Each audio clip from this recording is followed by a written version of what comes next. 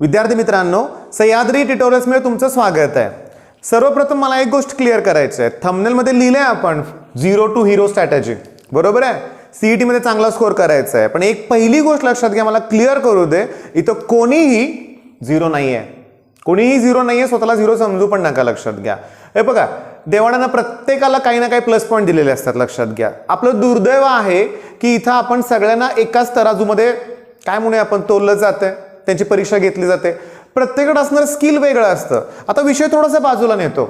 माझ्या क्लासचे बरेचसे विद्यार्थी, आता एका विद्यार्थ्याचं सलून आहे, हेअर कटिंग सलून, बेस्ट चालतं, ठीक आहे, म्हणजे मेन्स पार्लर आहे म्हणूया आपण. एका माझ्या क्लासमधल्या मुलाचं सर्व्हिस स्टेशन आहे. 2-2, 3-3 गाड्या कायम उभ्या असतात. लक्षात घ्या, तिथंच गाडी धुवून घेणार. लक्षात घ्या, बाकी आम्ही कुठेही देणारच नाही, अशी लोक आहेत. लक्षात घ्या, म्हणजे तो सक्सेसफुल आहे. बस, सगळ्यात महत्त्वाचं, माझे काही स्टुडंट असे पण आहेत बाळांनो की ज्यांचं शिक्षण नाही झालं पूर्ण, पण अतिशय बेस्ट त्यांच्या बिझनेसमध्ये ते सेटल झालेत. ओके, त्यामुळे इथं झिरो कोणी नाहीये, ही पहिली गोष्ट मला क्लिअर करू दे. राहिला विषय आपल्या सीईटीचा. हां, दुर्दैवानं कोविड सारखी परिस्थिती, ऑनलाईन क्लासेस, कॉलेजमध्ये काही झालं नाहीये, क्लासेस गेले नाही आहेत रेग्युलर. हा, चूक झाली, अभ्यास नाही झाला, पण आता करायचं आहे. ओके, या मुलांना मी या कॅटेगरीत घेतोय. लक्षात घ्या, अभ्यास झाला नाही पण करायचं आहे. लक्षात घ्या. ओके, मग मला सांगा, या स्ट्रॅटेजीमध्ये पहिली गोष्ट काय लागणार आहे आपल्याला? Self confidence. आज मी एका मुलाला भेटलो, म्हणजे मला भेटायला दररोज मुलं येतात.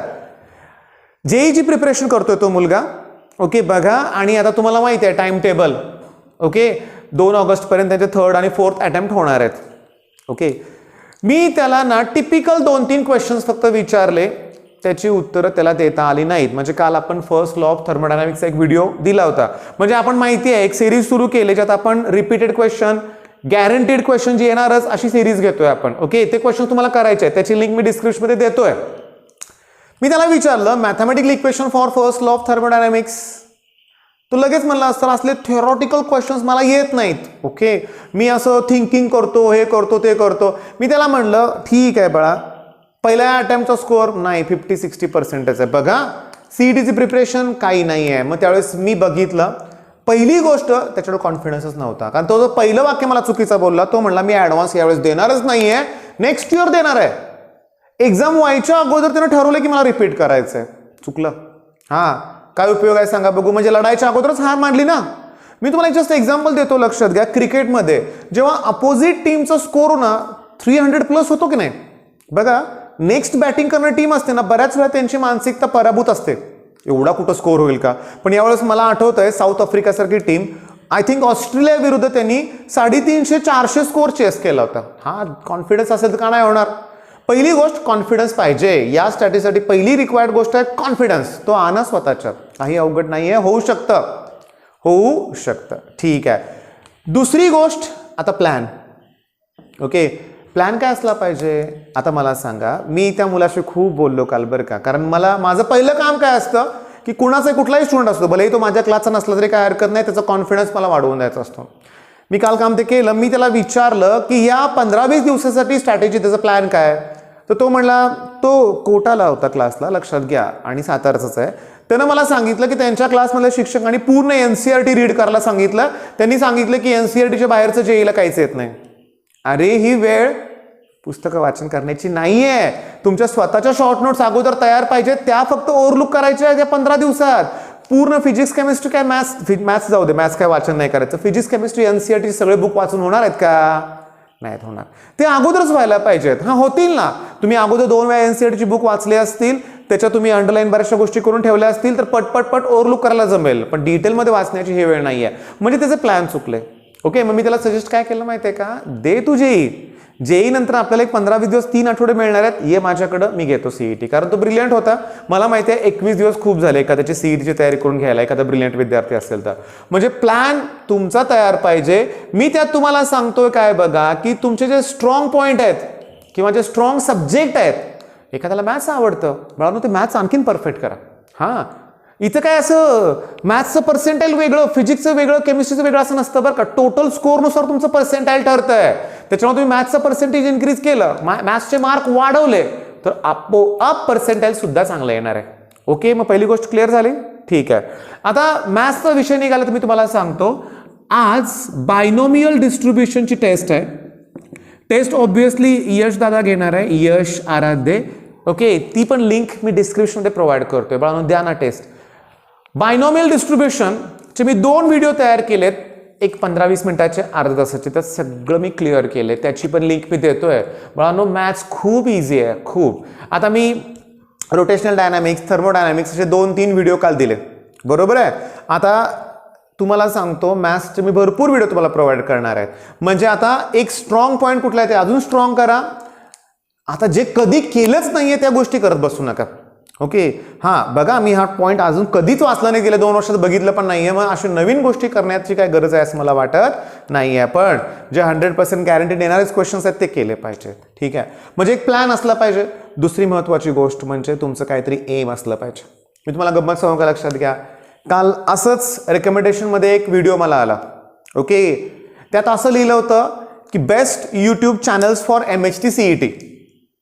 सहज माझी उत्सुकता वाढली, बघू आपलं चॅनल आहे का. फोटोवर तर माझा फोटो नव्हता. ओके, जाऊ दे म्हटलं, आत तर कुठेतरी उल्लेख केला असेल. मी पूर्ण व्हिडिओ बघितला 10-15 मिनिटाचा, कुठंच माझं नाव नाही आहे. बाकी सगळ्या चॅनलची नाव आहेत लक्षात घ्या, पण माझ्या चॅनलचं नावच नाही. बरं, हे बघितल्यानंतर मला राग नाही आला. मला माहिती आहे जर 10-15 दिवस तुम्ही व्हिडिओ अपलोडच करत नाही यूट्यूबवर, तर मग कसं कोण तुम्हाला रिकमेंड करेल. ओके, बरं, ते व्हिडिओमध्ये तो जो व्हिडिओ ज्याने तयार केला, स्टुडंटच आहे तो, पण 22,000 सबस्क्रायबर आहेत, म्हणजे याचा अर्थ सबस्क्रायबर बेस पण चांगला आहे. त्यानं मराठी बोलायला सुरुवात केली आणि तो म्हणला की आपल्या युट्यूबवर मराठीतून शिकवणारे सुद्धा शिक्षक आहेत, त्यात पण माझं नाव नाही आलं. मग मी तुम्हाला सांगू का, मी तिथंच व्हिडिओ बंद करून ठरवलं नाही, आता एवढे व्हिडिओ अपलोड करणार आहे, एवढे प्रयत्न करणार आहे की 10-12 तारखेपर्यंतच 1,00,000 सबस्क्रायबर क्रॉस करणार. हां, तुम्हाला रिक्वेस्ट करतोय चॅनल सबस्क्राईब करा. आणि मी शॉक होतो, काल मला वाटलं 10-20% असतील, नाही 46% व्ह्युअर्स असे आहेत माझ्या चॅनलवर ज्याने चॅनल सबस्क्राईबच केलं नाही. अरे निम्मी मुलं आहेत. प्लीज बघा, तुम्ही चॅनल सबस्क्राईब केलं नसेल तर अगोदर सबस्क्राईब करा. तो व्हिडिओ बघून मी मोटिवेट झालो, का नाही आहे माझं नाव येईल. ओके, ते चॅनलच पुन्हा असं बोलेल की हा नाही, हे सुद्धा एक चांगलं चॅनल आहे, इथे तुम्हाला फिजिक्स, केमिस्ट्री, मॅथ्सचे सगळे व्हिडिओ मिळत आहेत. ओके, मॅथ्स पण मी अपलोड करतोय. बरं, याच्या मागचं एक छोटंसं रिझन सांगतो बरं का. आमच्याकडे एकच हॉल आहे, मी जगदाळे सर, पुन्हा कार्तिक सर अप्लाइड मेकॅनिक्ससाठी, त्याच्यानंतर चव्हाण सर बायोसाठी. आणि इतका लोड आहे ना, त्यामुळं काही जणांना मी करतोय व्हिडिओ, पण चव्हाण सरांना बायोमुळं, क्रॅश कोर्समुळे जमत नाहीये. पण थोड्या दिवसात सिलेबस संपला की त्यांचे सुद्धा व्हिडिओ तुम्हाला मिळतील. मग माझं एमच आहे तसं तुमचं पण असलं पाहिजे. हां, हे माझं ड्रीम कॉलेज आहे, मिळवणारच. तुम्हाला सांगू का, थोडंसं ना फ्रस्ट्रेशन येते काही मुलांना यावेळेस. मी बघितलं काही पालक मला सांगतात की अभ्यास कर म्हणलं तरी मुलगा चिडचिड करतोय. ही चिडचिड मी समजून घेतो बाळांनो, लक्षात घ्या. तणाव आहे, अपेक्षित यश मिळत नाहीये, तणाव येतोय. हा, पण घरातल्यांच्यावर चिडून काय उपयोग आहे. ओके, घरातले आपल्याला अभ्यास कर म्हणतायत, याचा अर्थ आपण त्यावेळेस अभ्यास करत नसणार आहे ना. मग अशा वेळेस आपण त्यांना समजून घेतलं पाहिजे. म्हणजे मला प्लॅन हवाय तुमच्याकडून, तुमचं एक एम हवाय. ओके, एक लक्षात घ्या की खरोखर ना अभ्यासाचं टाइम टेबल तयार करा. एक टाइम टेबल तयार करा. नाही, यावेळेस मला अभ्यास करायचा आहे, मला माझा वेळ फालतू घालवायचाच नाहीये, माझ्याकडे स्वतःचं एक टाइम टेबल असलं पाहिजे. स्वतःचं का म्हणतोय, काही मुलं जागून अभ्यास करतात, काही पहाटे उठतात, लक्षात घ्या. त्यामुळे मी म्हणलं ना, नाही असंच करा म्हणून ते फॉलो करण्यात काय अर्थ आहे का. नाही, तुमचा अभ्यास टाइम टेबल तयार करा. त्याच्यात दुपारी थोडीशी रेस्ट घ्या, एक्सरसाइज करायचाच आहे, लक्षात घ्या. आणि मी तुम्हाला सांगू का, तरुण मुलांना आवडत नाहीत योगासन. मला पण तुमच्याकडे असताना 11-12 आवडत नव्हतं, मला जिम आवडायची. ठीक आहे, अजून पण मी जिमला जातो. ठीक आहे, सध्या लॉकडाऊनमुळे बंद आहे. पण मला ना एक गोष्ट कळाली, सूर्यनमस्कार ही अशी गोष्ट आहे बाळांनो की पूर्ण बॉडीचा एक्सरसाइज होतो. ओके, आणि आरोग्य व्यवस्थित राहतं. दुसरी गोष्ट, सपाटे नावाचा एक्सरसाइज असतो, लक्षात घ्या. जम्पिंग जॅक किंवा असं काहीतरी नाव आहे इंग्लिशमध्ये, लक्षात घ्या. मला ते नाव बर्पीज असं म्हटलं जातं, लक्षात घ्या. पण तो इंडियन एक्सरसाइज आहे, तो सुद्धा करू शकता तुम्ही. म्हणजे एक्सरसाइज तुम्ही करा, कुठला जो योग्य वाटेल तो. मुलांसाठी सांगितलं बरं का एक्सरसाइज मी. मेन पॉईंट काय, तुमच्या टाइम टेबलमध्ये मेडिटेशन, एक्सरसाइज याला पण वेळ द्या. ओके, घरातल्यांच्यावर थोडा एक 15-20 मिनिटाचा वेळ व्यतीत करायचा बाळांनो. भले तुम्ही जर समजा पीत असाल तर चहा प्या. ओके, एकत्र बसून चहा प्या, लक्षात घ्या. खूप आनंदात वेळ घालवायचा आहे, तणावात काही होणार नाही हे लक्षात घ्या. रिलॅक्स माइंड ठेवून अभ्यास करायचा आहे आपल्याला. आलं का लक्षात तुमच्या. दुसरी महत्वाची गोष्ट म्हणजे ना बाळांनो, कंपॅरिझन नेहमी स्वतःशी करा. दुसऱ्याशी कोणाशी कम्पेअर प्लीज करू नका. त्याला एवढे मार्क पडतात, याला एवढे मार्क पडतात, नको. काही विचित्र मुलं किंवा मुली असतात, लक्षात घ्या, की तुम्हाला उगाच त्रास देतील, अरे मला एवढा स्कोर होतोय, किंवा काही जण म्हणतील अरे माझा अभ्यास झालाच नाही, झालाच नाही. लक्ष देऊ नका, स्वतःशी कम्पेअर करा, स्वतः अभ्यास करा.